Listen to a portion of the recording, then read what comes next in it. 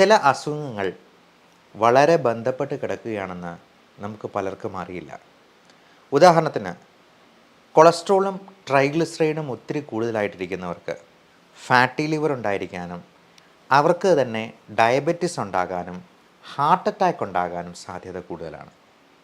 അതേപോലെ തന്നെ micro albumin urea അല്ലെങ്കിൽ മൂത്രത്തിൽ പതയായിട്ട് കാണുന്നവർക്ക് അതിനോടൊപ്പം തന്നെ ഫാറ്റി ലിവറും ചിലപ്പോൾ ഹാർട്ട് അറ്റാക്ക് ഉണ്ടാകാനുള്ള റിസ്ക്കും വളരെ വളരെ കൂടുതലാണ്. കിഡ്നിക്ക് പ്രശ്നമുണ്ടാകുമെന്നുള്ളതാണ് നമുക്ക് ഏറ്റവും വ്യക്തമായിട്ട് അറിയാവുന്ന കാര്യം. ഇങ്ങനെയുള്ള ചില കോമ്പിനേഷൻ ഓഫ് ഡിസീസസ് ഉണ്ട്. ഇവയെക്കുറിച്ച് നമുക്കൊന്ന് ഡിസ്കസ് ചെയ്യാം. നമസ്കാരം, ഞാൻ doctor Bipin Jose, pulmo medical centre, Pala, Kanjirappally, Sultan Bathery. അപ്പോൾ ഇങ്ങനെയുള്ള അസുഖങ്ങളൊക്കെ ഉള്ളവർക്ക് വിബ്ജിയോർ കഴിക്കണം എന്നാണ് പറയുക. അതെന്താണ് വിബ്ജിയോർ എന്നുള്ളതും നമുക്ക് വഴിയെ സംസാരിക്കാം. അപ്പോൾ നേരത്തെ പറഞ്ഞതുപോലെ തന്നെ ലിവർ ഡിസീസ് ഉള്ളവർക്ക് ഹാർട്ട് അറ്റാക്ക് വരാൻ സാധ്യതയുണ്ട്.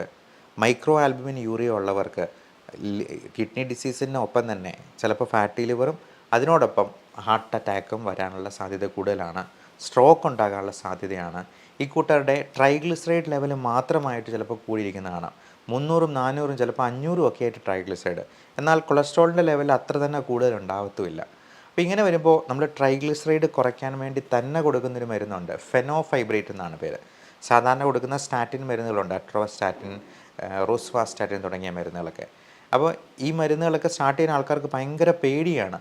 അയ്യോ, ഇത് കഴിച്ചു കഴിഞ്ഞിട്ടുണ്ടെന്നുണ്ടെങ്കിൽ പിന്നെ ജീവിതാവസാനം വരെ കഴിക്കേണ്ടി വരില്ലേ എന്നൊക്കെയാണ് പേടി. അതിന് പകരം നമ്മൾ ഒമേഗ 3 ഫാറ്റി ആസിഡ് എന്ന് പറയുന്ന ഒരു സപ്ലിമെൻറ്റ് കൊടുത്ത് നോക്കാറുണ്ട്, അതിൽ കുറയുമോ എന്നറിയാൻ.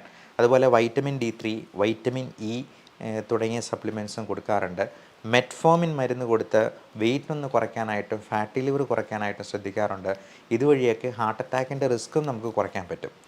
ഈ സ്റ്റാറ്റിൻ മരുന്ന് കഴിക്കാൻ പറയുന്നതും ഇത്തരത്തിലുള്ള മരുന്നുകളൊക്കെ കഴിക്കാൻ പറയുന്നതും നമ്മൾ ഇരുചക്ര വാഹനം ഓടിക്കുന്നവരുടെ അടുത്ത് ഹെൽമെറ്റ് വയ്ക്കാൻ പറയുന്ന പോലെയാണ്. അപ്പോൾ ഹെൽമെറ്റ് വയ്ക്കുന്നവരും റോഡ് ആക്സിഡൻറ്റിൽ മരിക്കുന്നുണ്ടല്ലോ എന്നൊരു മറുചോദ്യം ചോദിക്കാം. പക്ഷേ നമുക്ക് പറയാൻ പറ്റും, അങ്ങനെ മരിക്കുന്നവരുടെ എണ്ണം മറ്റുള്ളവരെ വെച്ച് കമ്പയർ ചെയ്യുമ്പോഴത്തേക്കും വളരെ കുറവാണ്. കാര്യം യാതൊരുവിധ സുരക്ഷാ ക്രമീകരണവും ഇല്ലാതെ വണ്ടി ഓടിച്ച് പോയെന്നാൽ വീണെന്നാൽ മിക്കവാറും തലയടിച്ച് അവിടെ തന്നെ മരണപ്പെടാനുള്ള സാധ്യത വളരെ ഏറെയാണ്. എന്ന് പറഞ്ഞതുപോലെ സ്റ്റാറ്റിൻ മരുന്നുകളും ഒമേഗ 3യും അതേപോലെ ഫെനോഫൈബ്രേറ്റ്, വൈറ്റമിൻ ഇ തുടങ്ങിയ സപ്ലിമെൻറ്റ്സ് എല്ലാം എടുക്കുന്നത് ഒരു തരത്തിൽ ഹെൽമെറ്റ് ധരിക്കുന്നത് പോലെ തന്നെയാണ്. നമ്മുടെ ഹൃദയത്തിന് ഒരു സുരക്ഷാ കവചം കൊടുക്കുന്നത് പോലെ തന്നെയാണെന്ന് പറയാം. അപ്പോൾ ഇങ്ങനെയുള്ളവർ ഏറ്റവും പ്രധാനമായിട്ടും ശ്രദ്ധിക്കേണ്ടത് വെയിറ്റ് കുറയ്ക്കുക, എക്സസൈസ് ചെയ്യുക. വെയിറ്റ് കുറയ്ക്കാനായിട്ടുള്ള എക്സസൈസുകൾ നമ്മൾ വലിയ കഠിനമായ എക്സസൈസുകൾ ചെയ്യണമെന്നല്ല പറയുന്നത്. ചെറിയ എക്സസൈസ് കൂടുതൽ തവണകളായിട്ട് ചെയ്യുക. ഇപ്പം ഒരുപാട് മുട്ടുവേദനയും കാലുവേദനയൊക്കെ ആയിട്ട് വിഷമിക്കുന്ന ആൾക്കാർക്ക് ഒരുപാട് നേരത്തേക്ക് നടക്കാനൊന്നും പറ്റിയെന്ന് വരില്ല. അങ്ങനെയുള്ളവർക്ക് 10 മിനിറ്റ് മാത്രം എടുത്തുകൊണ്ട്, ഇപ്പോൾ ഫോൺ വരുമ്പോഴാണെങ്കിലും ഫോണിലൂടെ സംസാരിച്ചുകൊണ്ട് നടക്കാം. അത് അരമണിക്കൂർ സംസാരിക്കുന്ന പോലും നമ്മൾ അറിയാതെ തന്നെ നടന്നു പോകും.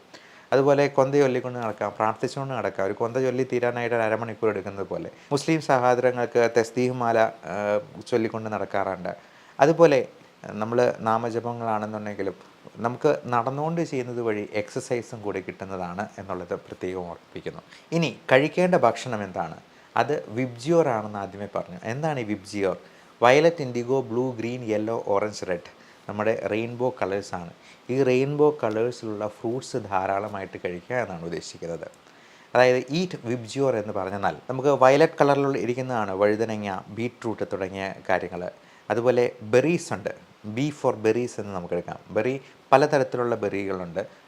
ബ്ലൂബെറി എന്ന പേരിലുള്ള, നമുക്ക് അധികം കിട്ടാനായിട്ട് ബുദ്ധിമുട്ടുണ്ടെന്നുണ്ടെങ്കിൽ ഉണക്ക മുന്തിരിയാണെന്നുണ്ടെങ്കിൽ കഴിച്ചാൽ മതി. അപ്പോൾ നല്ല ബ്രൈറ്റ് റെഡ് കളേർഡായിട്ടുള്ള ഫ്രൂട്ട്സിൽ ഒക്കെ കൂടുതൽ കരോട്ടനോയിഡ്സ് ഉണ്ട്, ലൈക്കോപ്പീൻ എന്ന് പറയുന്നൊരു കണ്ടൻ്റ് ഉണ്ട്. ഇതെല്ലാം തന്നെ നമ്മുടെ ആരോഗ്യത്തിന് കൂടുതലായിട്ട് നമ്മുടെ ആൻറ്റി ഓക്സിഡൻറ്റ്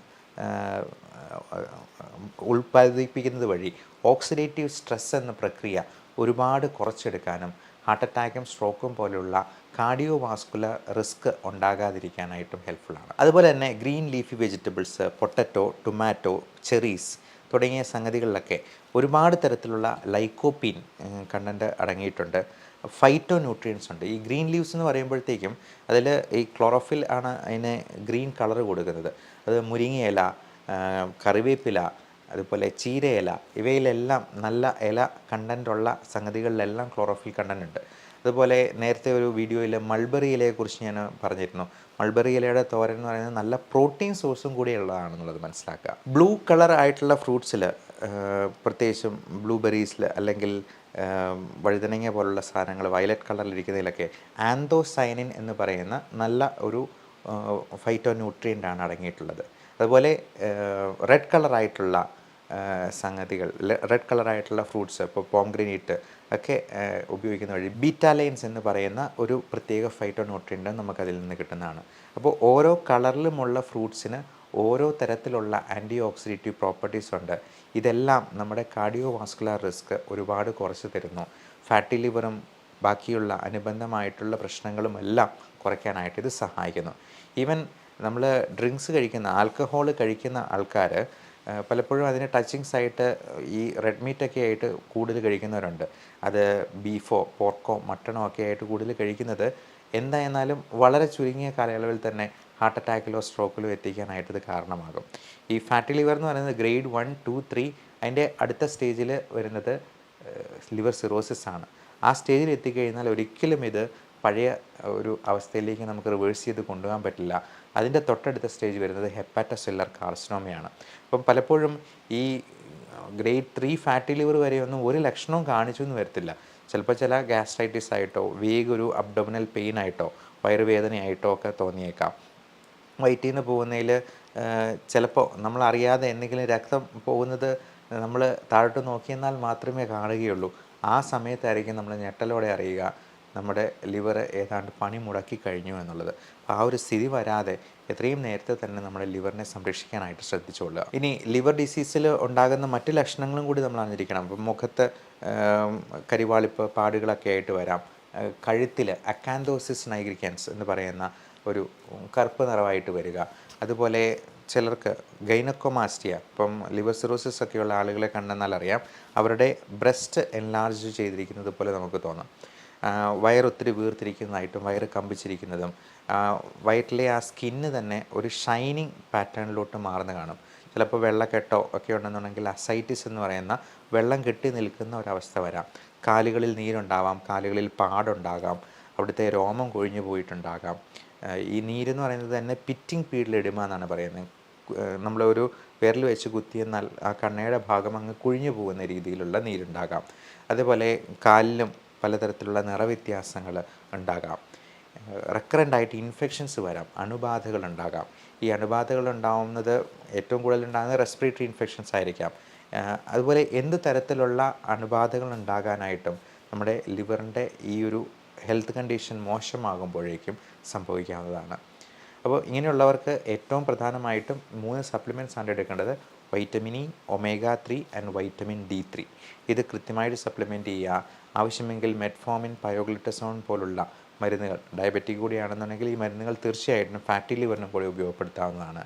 കൂടാതെ സ്റ്റാറ്റിൻ മരുന്നുകളോ ഫെനോഫൈബ്രേറ്റ് പോലുള്ള മരുന്നുകളോ ഒക്കെ നിങ്ങളുടെ ഡോക്ടറുടെ നിർദ്ദേശപ്രകാരം കൃത്യമായിട്ട് ഉപയോഗിക്കുക.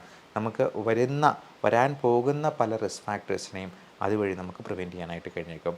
എല്ലാവർക്കും നല്ല ആരോഗ്യം ആശംസിക്കുന്നു. Love and regards, doctor Bipin Jose.